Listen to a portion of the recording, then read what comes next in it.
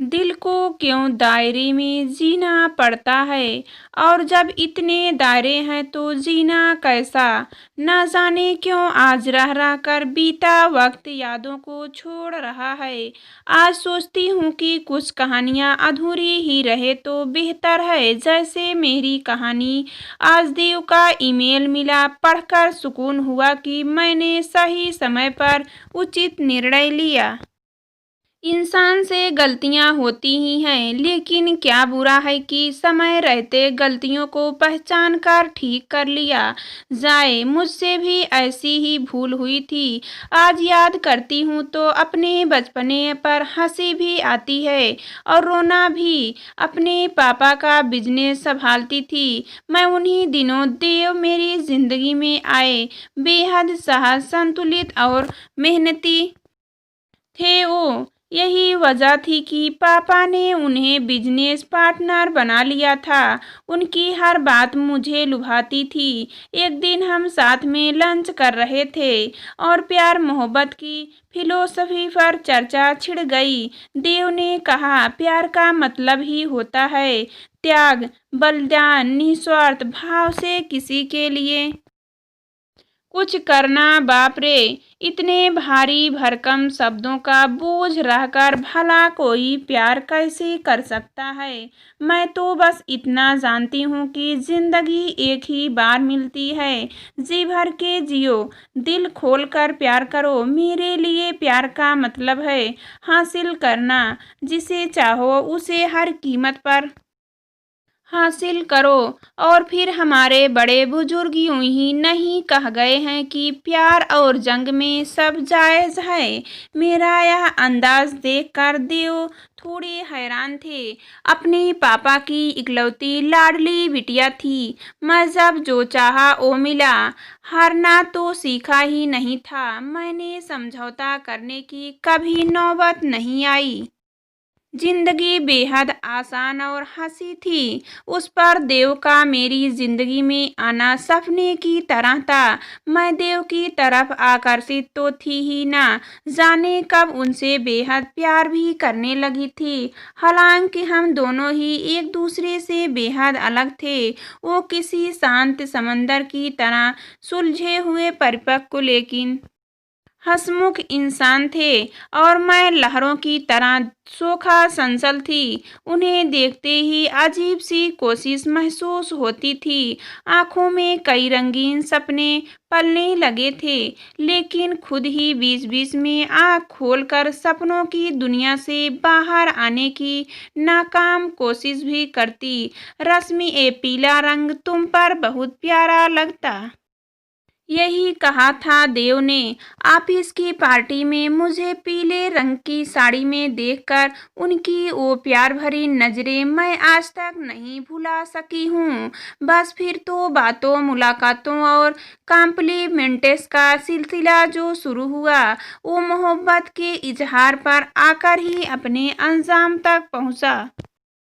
लेकिन इस प्यार का अंजाम ना कभी मैंने सोचा, ना देव तुम जानते हो ना कि हम क्या कर रहे हैं। तुम शादीशुदा हो, दो बच्चे हैं तुम्हारे, ऐसे में हमारा यह रिश्ता क्या भविष्य होगा। इस रिश्ते का मैंने एक दिन घबरा कर पूछा, रश्मि, क्या सिर्फ इतना काफी नहीं कि हम दोनों एक दूसरे को बेइंतहा चाहते हैं। क्यों भूत भविष्य की चिंता में प्यार के इन खूबसूरत पलों को बर्बाद करें।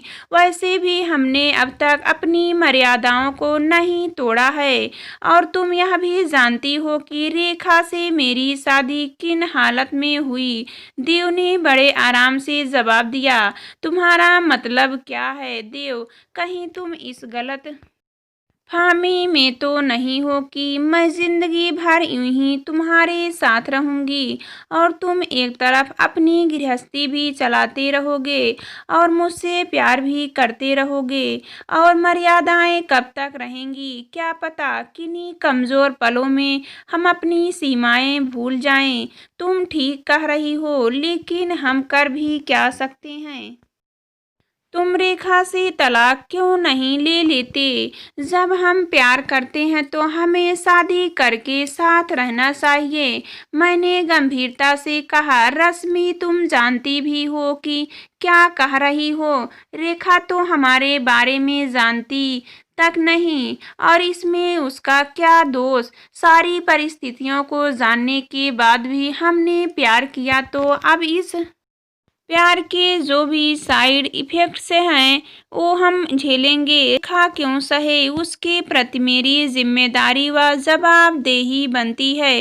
देव, अगर इतनी ही सहानुभूति हो रही है रेखा से तो मुझसे अभी रिश्ता तोड़ दो, क्योंकि मैं किसी साइड इफेक्ट में विश्वास नहीं करती। फैसला तुम्हें करना है। मैंने अपना निर्णय देव को सुना दिया और चली गई। बहुत बेचैन हो गई थी मैं देव की बातों से।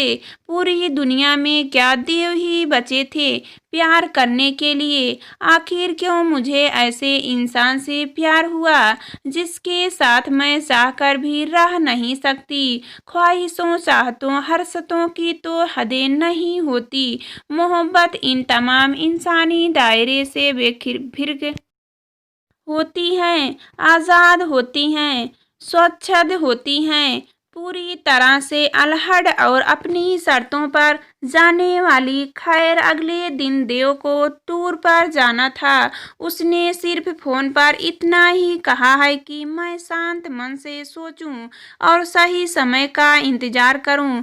लेकिन मैं कहाँ मानने वाली थी। मैंने मौके का फायदा उठाया और फौरन रेखा से मिलने चली गई। रेखा को मैंने बिना झिझके सब कुछ साफ साफ बता दिया। रेखा भाव शून्य होकर सब सुनती रही और मैं वहां से चली आई। अगले दिन रेखा मुझसे मिलने आई और अपनी तरह से उसने मुझे समझाने की हर मुमकिन कोशिश की। मैंने उससे यही कहा, मुझे इन सब बातों से बोर मत करो और इस सच को मान लो कि देव और मैं एक दूसरे से बहुत प्यार करते हैं। मैं आपके और आपके उनके परिवार को समझ सकती हूँ, क्योंकि मेरी उनसे शादी उनकी मर्जी के खिलाफ हुई थी। लेकिन शादी के बाद उन्होंने अपनी जिम्मेदारियों से कभी भी मुंह नहीं फेरा। वो एक नेक इंसान है। लेकिन फिर भी आज की हकीकत तो यही है ना कि वो शादीशुदा है, और आप एक शादीशुदा आदमी से कैसे प्यार कर सकती हैं? रेखा ने नम आंखों से आहत भरे स्वर में कहा, प्यार शादीशुदा या कुंवारा देखकर तो नहीं किया जाता, बस हो जाता है सो हो गया। मैंने भी दृढ़ता से कहा, पर आप जो करना चाहती हैं वो प्यार नहीं, स्वार्थ है। अगर आपकी नज़रों में यह स्वार्थ है तो स्वार्थ ही सही है। जिससे प्यार करती हूँ उसके साथ रहना चाहती हूँ। आप खुद सोचिए कि जो आदमी आपसे प्यार तक नहीं करता आप उसे बांधे रखना चाहती हैं, तो स्वार्थी कौन हुआ? आप या मैंने बड़े गर्व से इतराते हुए तर्क दिया। मेरे बच्चे के बारे में तो सोचिए। आप भी एक औरत हैं। प्यार तो त्याग का ही दूसरा नाम है। ये त्याग व्याग में इमोशनल चक्कर में मुझे ना ही फंसाए तो अच्छा होगा। आप यहाँ जा सकती हैं। मुझ पर ना उसके आंसुओं का असर हो रहा था ना उसकी मिन्नतों का। आज सोचती हूँ तो घृणा होती है। खुद से कैसे मैं इतनी स्वार्थी हो सकती हूँ। खैर, देव जब लौटे तो सब कुछ जानने के बाद मुझे पर गुस्सा भी हुए। लेकिन रेखा ने खुद ही अलग होने का फैसला कर लिया था। मैं रेखा का फैसला जानकर बेहद खुश थी और मुझे अपनी जीत पर बड़ा ही फर्क महसूस हो रहा था। लेकिन देव ने एकदम से मुझसे दूरी बना ली थी। मुझे न जाने क्यों वो नज़रअंदाज करने लगे थे। इसी बीच रेखा मुझसे मिलने आई। ज़्यादा कुछ नहीं कहा। उसने बस एक लिस्ट थमा दी कि देव को क्या पसंद है, क्या नापसंद, घर पर किस तरह से रहना अच्छा लगता है, किस बात से उन्हें चिढ़ होती है, किस बात से खुशी? आदि मैं हैरान हुई कि भला रेखा मेरी मदद क्यों करना चाहती है, पर मैंने उसे ज़्यादा महत्व नहीं दिया। मैंने सोचा देव को थोड़ा स्पेस देना ज़रूरी है, शायद मुझसे नाराज़गी दूर हो जाए, तो वो खुद ब खुद हमारी शादी की बातें करे। इसी बीच मुझे और देव को बिजनेस ट्रिप पर जाना पड़ा। मेरी खुशी का ठिकाना नहीं था। सोचा इसी बहाने हम करीब रहेंगे तो देव मान जाएंगे। स्विट्जरलैंड की खूबसूरत वादियां और देव का साथ, मुझे इससे अच्छा मौका और कोई नहीं लगा। देव को शादी के लिए प्रोपोज करने का मौका पाकर मैं देव को कैंडल लाइट डिनर पर ले गई और वहीं उनसे पूछा, देव मुझसे शादी करोगे? नहीं रश्मि, कभी नहीं। मेरे पैरों तले जमीन खिसक गई थी। देव के इस जवाब से खुद को संभालते हुए मैंने कारण जानना चाहा, तो देव ने जो कुछ भी कहा उस पर मैं विश्वास नहीं कर पाई। रश्मि, यह सच है कि हम एक दूसरे से प्यार करते हैं, लेकिन यह भी सच है कि मैं शादीशुदा हूँ। मेरी पत्नी और बच्चे मेरी जिम्मेदारी है। उन्हें समझदार में छोड़कर तुम्हारे साथ नई जिंदगी की मैं कल्पना तक नहीं कर सकता। मैंने तुम्हें पहले भी कहा था कि मेरे लिए प्यार का मतलब निस्वार्थ भाव, त्याग और समर्पण है। खैर, हम बिजनेस टूर से वापस आए। देव और मैं काम में बिजी हो गए थे। दिन भर हम ऑफिस में साथ रहते, बातें करते, पर कहीं ना कहीं अंदर से देव टूट रहे थे। उनकी हंसी कहीं खो गई थी। जैसे इसी बीच मुझे याद आया कि रेखा ने एक लिस्ट और चिट्ठी दी थी। मैंने उसे अब तक खोलकर पढ़ा तक नहीं था। घर जाकर वो लिस्ट देखी तो मैंने अगले ही दिन से देव को कभी उनका मनपसंद खाना बनाकर, तो कभी छोटा सा सरप्राइज देकर खुश कर रखने की कोशिश की। मैं हैरान थी कि वो सारी चीजें सच में काम कर रही थी, लेकिन कुछ पल के लिए बाद में फिर से एक अजीब सी उदासी उन्हें घेर लेती।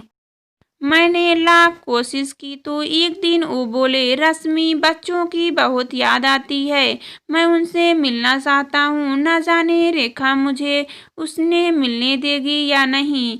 देव ने उदासी देखकर मैं रेखा के पास गई और उससे इजाज़त लेकर बच्चों को ले आई। रेखा ने बिना आनाकानी किए बच्चों को मेरे साथ भेज भी दिया। देव उस दिन बहुत खुश हुए। उनके चेहरे की रौनक देखकर ही मैं बेहद हैरान थी। अगले दिन भी खिले खिले चहकते रहे। बच्चों के साथ पूरा दिन बिताया हमने। देव तो जैसे खुद ही बच्चे बन गए थे। बच्चों के साथ मुझे लगा कि ये देव ना जाने कहाँ खोया हुआ था इतने समय से मेरे साथ। तो जैसे सिर्फ उनका शरीर रह गया था, उनकी आत्मा तो शायद अपने बच्चों में बसी थी। और मैं जिस देव से प्यार करती थी वो ऐसे ही थे, हंसते हुए, मुस्कुराते हुए। शायद पहली बार मैंने मन में कुछ मर सा गया था। न जाने क्यों यह एहसास हो रहा था कि कहीं कुछ गलत तो नहीं हुआ। आखिर देव को पाने की कोशिश में क्या हासिल हुआ मुझे? मैंने तो उन्हें पाकर भी खो दिया, पर इसमें मेरा क्या दोष? ये तो खुद उन्हें सोचना चाहिए था, शादीशुदा होकर मुझसे प्यार क्यों किया। लेकिन फिर अपना ही तर्क याद आ गया जो मैंने रेखा को दिया था कि प्यार शादीशुदा या कुंवारा देखकर तो नहीं किया जाता। उस रात मुझे नींद नहीं आई। सारी रात सोचती रही, ये क्या हाल कर दिया मैंने देव का। उनके बच्चों की वो मासूम मुस्कान बार बार मुझे कटघरे में खड़ा कर रही थी। वापस लौटते वक्त उनके बच्चों ने कहा था, पापा आप घर वापस कब आ रहे हो? मम्मी रोज कहती है कि आप जल्दी आओगे, पर आप आते ही नहीं। देव की आंखें भर आई थी। तब मैं खुद को पहली बार अपराधी महसूस कर रही थी। मासूम बच्चे को उनके पिता से दूर करके अपना सुख देखा। क्या यही प्यार होता है? अगले दिन सुबह सुबह ही रेखा से मिलने चली गई।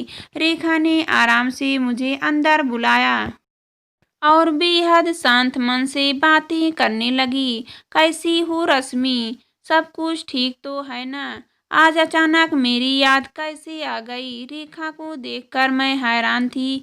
बेहद शांत सौम्य चेहरा, भीतर से इतनी जख्मी होकर भी कोई कैसे कितना शांत रह सकता है?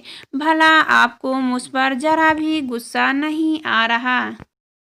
गुस्सा किस लिए? अपने नसीब से कौन लड़ सका है? भला मैंने आपके पति को छीन लिया, बच्चों से उन्हें दूर दूर कर दिया, फिर भी आपको कोई शिकायत नहीं। अगर मेरे पति अपने प्यार को पाकर खुश हैं तो मैं क्या शिकायत करूं? आप भी उनसे प्यार करती हैं और मैंने भी दोनों से एक को तो त्याग करना ही था। और फिर आपने ही कहा था कि मैं उन्हें जबरदस्ती बांध कर रख रही हूँ, सो छोड़ दिया। आप दोनों आज़ाद हैं, शादी कर सकते हैं और अपने तरीके से जी सकते हैं। उस वक्त मैंने रेखा से कुछ नहीं कहा। कसमस और गहरी सोच के साथ वापस चली आई। कहीं नहीं।